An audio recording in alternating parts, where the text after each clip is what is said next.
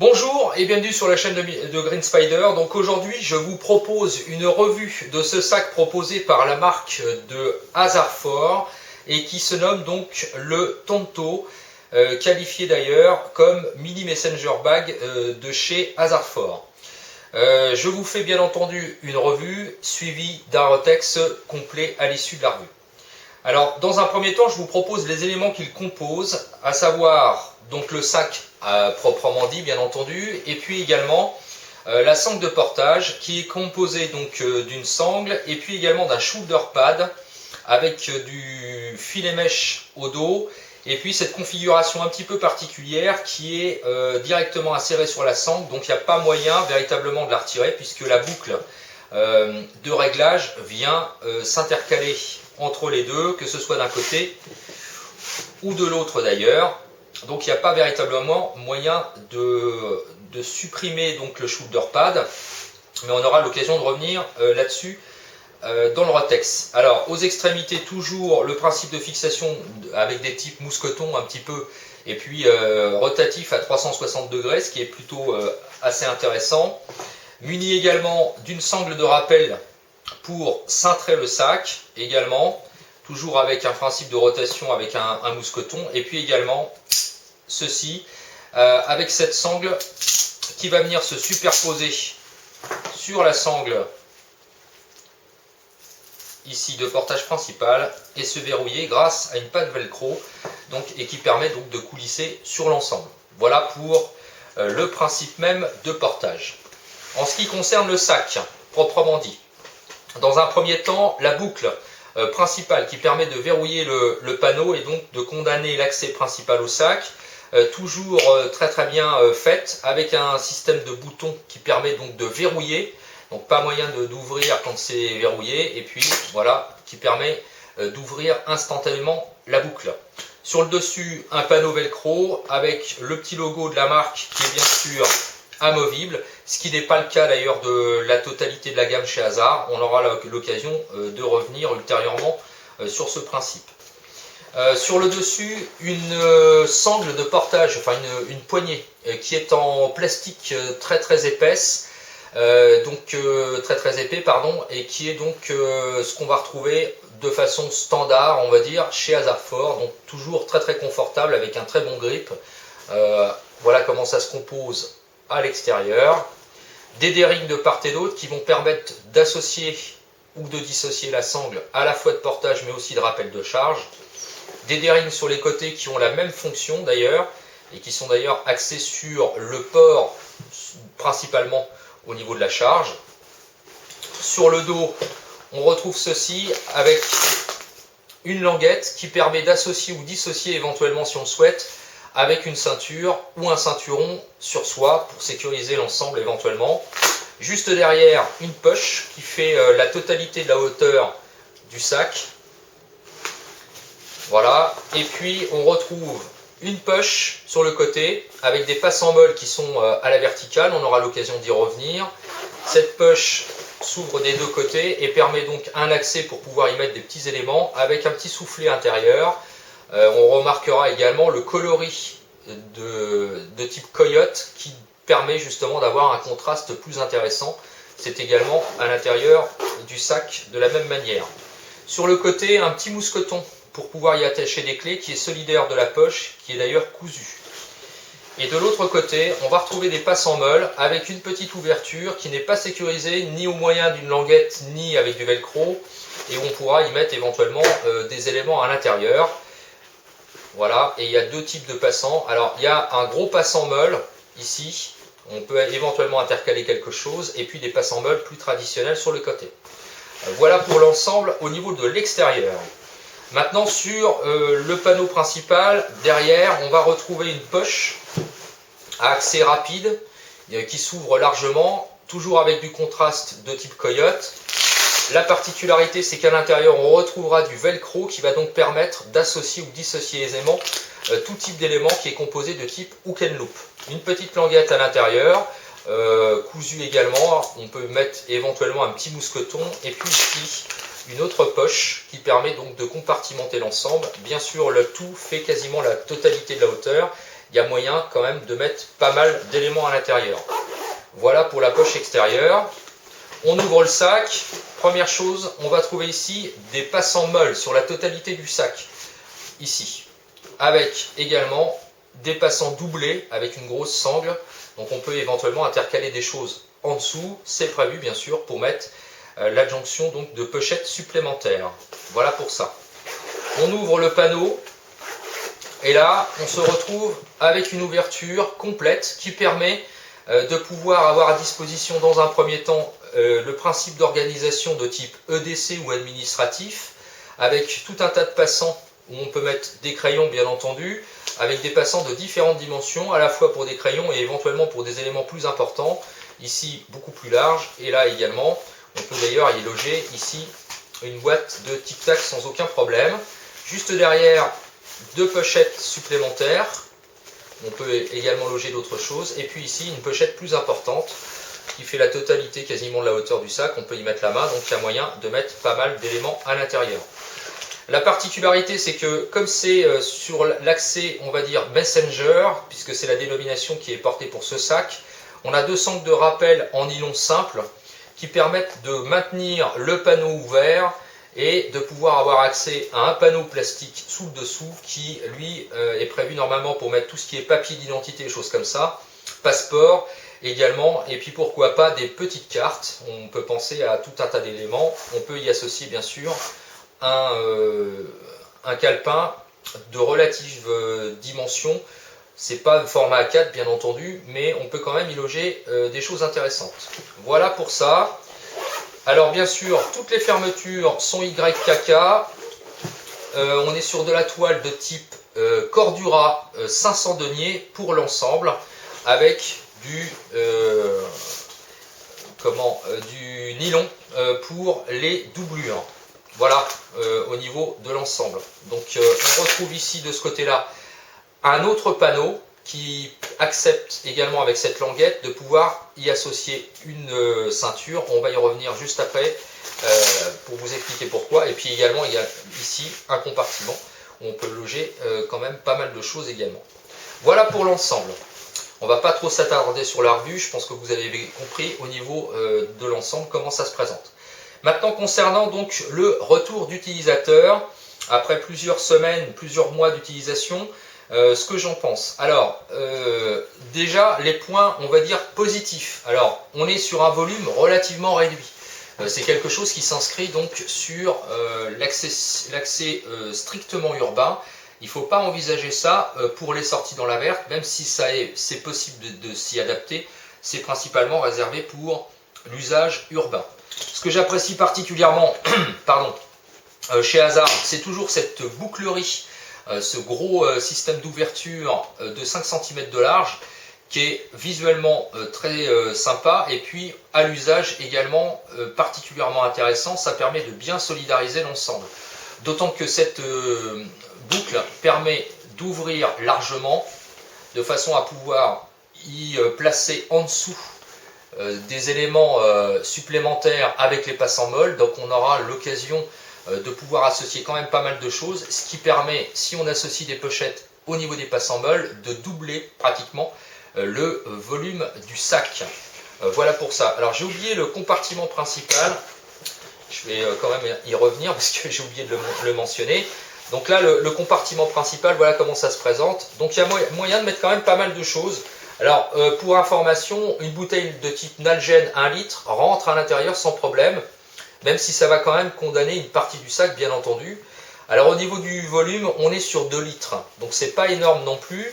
La particularité, c'est toujours avec du velcro à l'intérieur comme on peut le voir. Donc on peut y associer d'autres éléments de type hook and loop. Et puis ce panneau qui est cousu sur la face interne, mais qui est possible d'être retiré ici. Donc il y a une espèce de petit panneau qui est amovible partiellement. On ne peut pas le retirer totalement du sac, mais on a la possibilité éventuellement soit de le plaquer à l'intérieur parce qu'il y a un petit élément velcro ici pour le rattraper, soit éventuellement de l'associer soit en diagonale, soit comme ici, comme je l'ai proposé, de façon à pouvoir sécuriser un élément intérieur. Donc personnellement j'y mets l'appareil photo. Juste derrière, de part et d'autre, des soufflets Alors ça c'est pareil, c'est assez intéressant parce que les deux soufflets permettent de compartimenter des choses un petit peu verticales comme par exemple des lampes.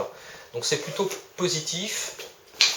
Voilà, et puis ce panneau également est intéressant parce que au final on peut quand même compartimenter un petit peu le sac, donc pouvoir associer d'autres éléments si on le souhaite.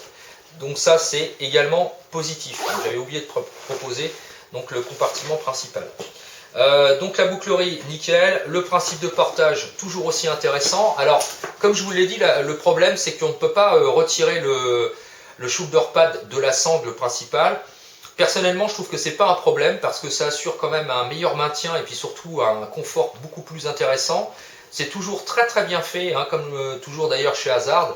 Donc comme on peut le voir au niveau du shoulder pad, c'est cousu par intermédiaire. Donc ça permet de bien épouser la forme de l'épaule éventuellement. Donc soit en jeter directement sur l'épaule gauche ou droite, peu importe, ou éventuellement de façon plus traditionnelle. Donc ça s'adapte sans trop de problèmes. Et c'est assez confortable, il faut l'avouer, puisque c'est quand même bien molletonné à l'intérieur. Donc rien à dire par rapport à ça, la sangle est toujours très très bien montée, très très bien fichue. Possibilité de régler ça sans aucun souci. Petit point négatif toutefois, la sangle de rappel de charge pour pouvoir cintrer n'est pas très grande. Donc pour les gabarits assez imposants, ceux qui ont une forte musculature ou un gabarit assez important, ce sera peut-être un petit peu compliqué pour pouvoir faire le réglage. Donc il faut y penser. C'est pas doublé, donc du coup c'est une sangle simple. Elle fait 54 cm de long maximum. Donc pour le rappel, peut-être que ce sera pour les gabarits plus imposants, peut-être un souci. Donc il faudra y penser. Par contre pour le reste, au niveau des réglages, rien à redire, c'est toujours aussi propre. L'ensemble est très très bien conçu, comme toujours chez Hazard. Pas de problème au niveau des coutures, des fermetures, etc. etc. C'est toujours très très bien monté, très très bien fini. Il n'y a pas véritablement de fil qui dépasse, que ce soit à l'extérieur ou à l'intérieur bien entendu. Donc vraiment au niveau du montage RAS, c'est ce qu'on peut dire. Maintenant les aspects éventuellement négatifs. Alors le premier concerne le panneau principal sur le sac qui permet donc l'adjonction de différents types de pochettes supplémentaires. Alors c'est pratique, ça peut être éventuellement judicieux avec des petites pochettes, on peut penser à des étuis de type verticaux qui ne sont pas trop épais. Comme on peut de toute façon, comme je vous l'ai montré juste avant, d'effectuer un réglage de sangle très imposant, malgré tout, on peut quasiment doubler la surface, le volume d'emport du sac, ce qui est plutôt judicieux. Par contre, au niveau du poids et puis surtout au niveau du volume, là on passe véritablement sur quelque chose d'assez imposant. Alors, ça c'est personnel, après c'est à chacun de voir l'utilisation. Comme vous avez pu le voir, le rabat principal est cousu directement sur le sac. Il n'y a pas d'élément d'attache qui permet éventuellement de le dissocier du sac, comme c'est possible d'être vu sur d'autres éléments de type Messenger proposés par la marque. On aura l'occasion de le voir ultérieurement avec d'autres types de produits. Donc comme c'est cousu, ça permet normalement de pouvoir être mis dans ce sens, et c'est justement la présence de cette patte qui permet éventuellement d'associer ça sur une ceinture ou un ceinturon. Sincèrement, à l'usage, on oublie, c'est assez inconfortable, pas vraiment pratique. On condamne pratiquement la poche qui est ici, donc elle n'a plus véritablement d'intérêt. Et au niveau du portage, on se retrouve avec quelque chose comme ça. Donc c'est judicieux si on a des pochettes supplémentaires et qu'on veut y avoir accès. Mais très sincèrement, au niveau du confort, c'est assez peu probant. Alors par ailleurs, on peut sécuriser la boucle par derrière. Il suffit de mettre la boucle à l'envers, comme ceci.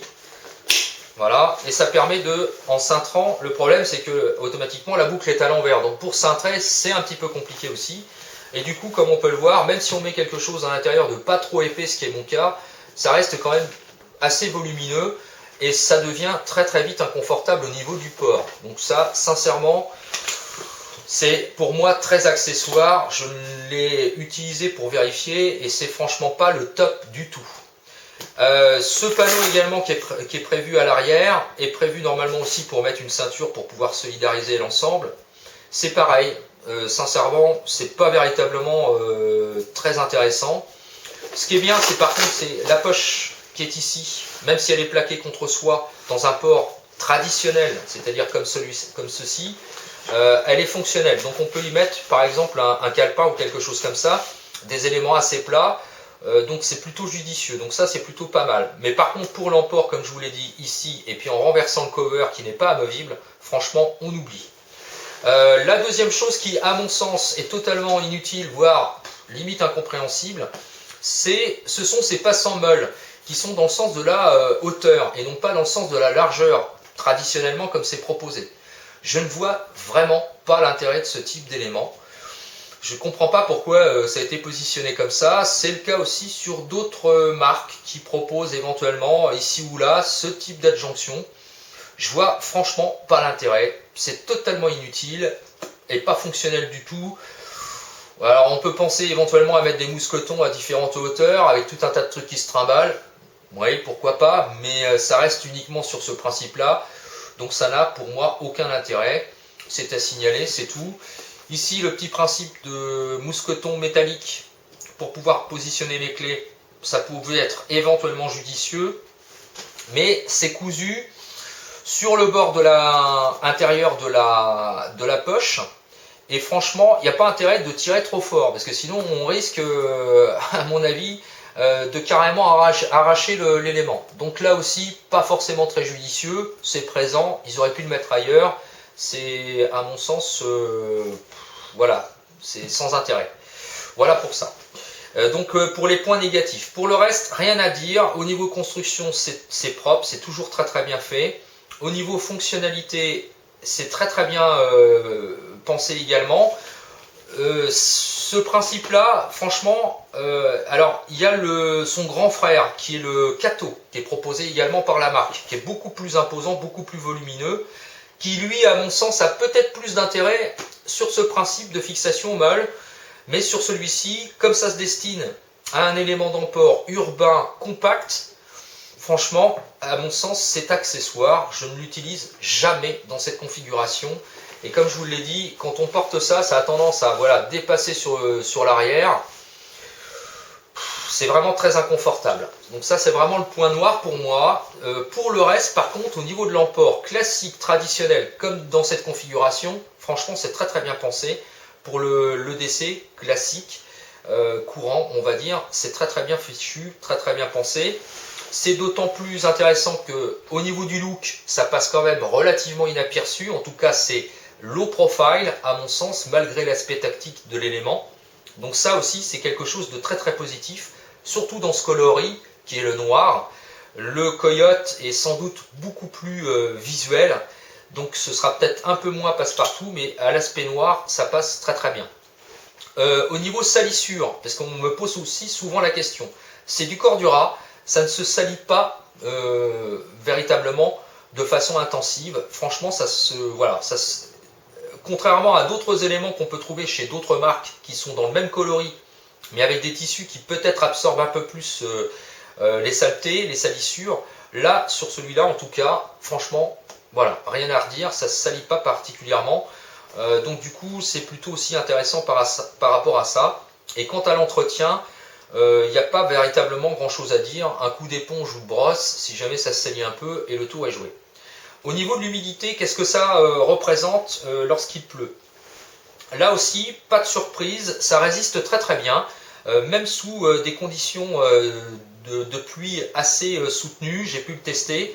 L'eau ne traverse pas le tissu, que ce soit sur l'aspect frontal ou éventuellement sur le compartiment principal à plus forte raison, puisque de toute façon, comme il y a le rabat par-dessus, l'eau ne traverse pas. J'ai pu l'essayer aussi avec de l'eau de façon assez importante directement ici sur le panneau. C'est pareil, ça ne traverse pas le sac. Donc là aussi, aspect positif quant aux intempéries. Voilà. Pour le reste, eh bien, rien à dire. Ça séduira sans doute un certain nombre de personnes qui souhaitent véritablement un système d'emport complet, utile d'ailleurs, dans une configuration relativement modeste et qui peut quand même emmener l'ensemble tout en étant quand même très très fonctionnel.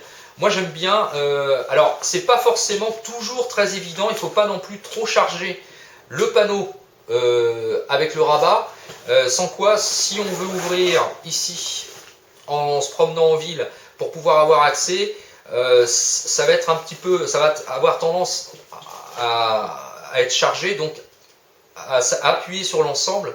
Donc il ne faut pas non plus penser à le charger de façon trop importante. Mais là, sur le principe d'accessibilité, pour sortir des papiers, des choses comme ça, avoir accès à un bout de papier pour pouvoir écrire des notes, etc., c'est plutôt pas mal.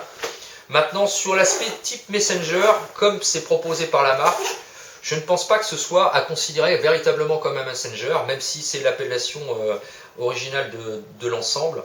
On est plus sur un emport urbain, compact et assez versatile malgré tout, mais pas véritablement sur un Messenger. Voilà. Alors pour info, le modèle supérieur qui est véritablement très important, je vais vous laisser un lien en dessous pour que vous puissiez aller voir une vidéo qui est faite par quelqu'un, un américain, qui possède, on va dire, la quasi-totalité de la gamme chez Hazard, donc ça vous permettra aussi de voir l'ensemble. Il vous propose le Kato, donc la version beaucoup plus importante. Voilà, donc ça vous donnera, c'est juste pour info, c'est filmé de façon un petit peu curieuse, enfin le personnage est un petit peu curieux, mais bon, au moins ça vous donnera une idée de l'ensemble, de la façon dont c'est proposé. Donc vous vous donnez aussi le libre choix quant à soit ce volume, soit le volume plus important sur le Kato. Voilà, j'espère que l'ensemble vous aura plu, malgré tout encore 22 minutes, ça reste assez long comme vidéo, mais on ne pouvait pas véritablement, c'est toujours très difficile de faire moins concernant les systèmes d'emport, à la fois pour les revues et surtout pour les retex. Voilà, comme toujours, si vous avez des questions, c'est par message privé. Merci encore à toutes et à tous de votre fidélité. Je vous dis à très bientôt et pour de prochaines vidéos. Et comme toujours, portez-vous bien et carpe diem. Salut!